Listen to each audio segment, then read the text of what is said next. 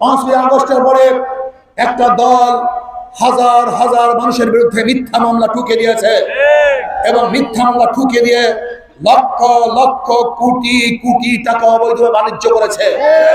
এর জন্য আমরা আন্দোলন করি নাই, সংগ্রাম করি নাই। আমার প্রিয় বরিশালবাসী, আসুন, ওদেরকে বারবার দেখেছেন, নতুন ভাবে আর দেখার কিছু নাই।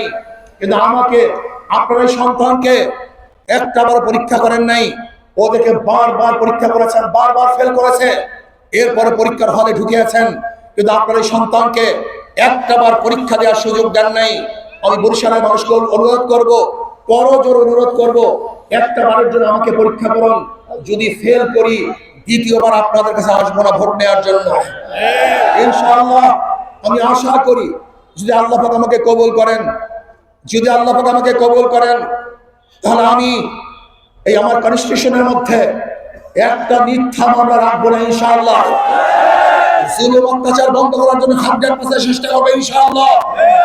আমার যুবক যারা আজকে কর্মহীন, বেকারত্বতার অভিশাপে ভুগতেছে, তাদেরকে ইনশাআল্লাহ কর্মের ব্যবস্থা করব।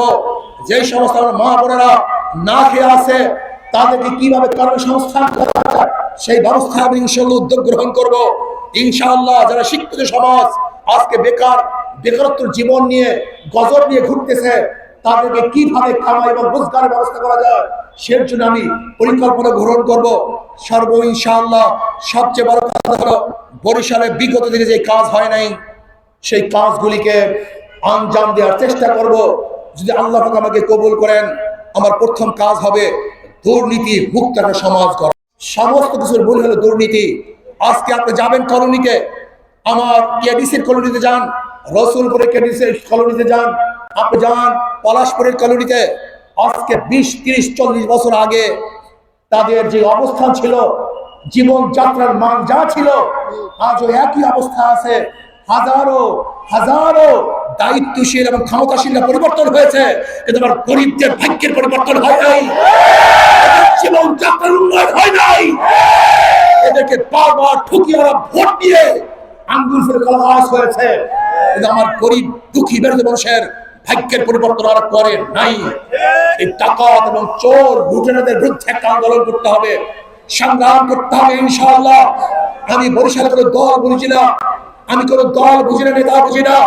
আমি শুধু একটা কথাই বুঝি, আপনি যে দল করেন না কেন, বরিশাল উন্নয়নের জন্য, এই জাতির মুক্তির জন্য, এই কেস মিথ্যা কেসের গজব থেকে মানুষকে বাঁচাবার জন্য, এই চাঁদাবাজির গজব থেকে মানুষকে বাঁচাবার জন্য একটাবারের জন্য হাত পাখাকে নির্বাচিত করুন, একটাবারের জন্য আমাকে নির্বাচিত করুন ইনশাআল্লাহ। আমি ওয়াদা দিতে পারি, এই বরিশালের চাঁদাবাজদের কবর রচনা করব ইনশাআল্লাহ। আমি বিশ্বাস করি, আমি কনফিডেন্স রাখি আমার উপরে ইনশাআল্লাহ। আমি প্রশাসনের সাথে বৈঠক করে আশা করি ইনশাআল্লাহ, যদি আমাকে 12 তারিখে নির্বাচন করেন, আমি প্রশাসনের সাথে বৈঠক করে 13 তারিখের পরে যারা দুর্নীতিবাজ নয়, অন্যায় করে নাই, তারা ঘরে ঘুমাবেন, তাকে কোনো প্রশাসন ডিস্টার্ব করতে পারবে না। আমি ওয়াদা দিলাম ইনশাআল্লাহ, যদি আল্লাহ পাক আমাকে কবুল করেন, আপনাদের ভোট পেয়ে যদি আল্লাহ পাক আমাকে নির্বাচিত করেন, আমি সংসদে কোরআন ও সুন্নাহর বিরুদ্ধে আন্দোলন করব, কথা বলবো, বক্তৃতা করব ইনশাআল্লাহ। আমি মুসলমান, হিন্দু, বৌদ্ধ, খ্রিস্টানদের পক্ষে কথা বলবো। আল্লাহ আমাকে এবং আমাদের সবাইকে ঐক্যবদ্ধভাবে এই বরিশাল করার তৌফিক দান করেন। আগামী 12 তারিখ যে দল করেন না কেন, শুধু শান্তির জন্য, মুক্তির জন্য, একটাবারের জন্য হাত পাখাকে বিজয় করবেন, এই অনুরোধ, এই আশা রেখে আজকে মিছিলের পূর্বে বক্তৃতা আমি এখানে সমাপ্ত করব।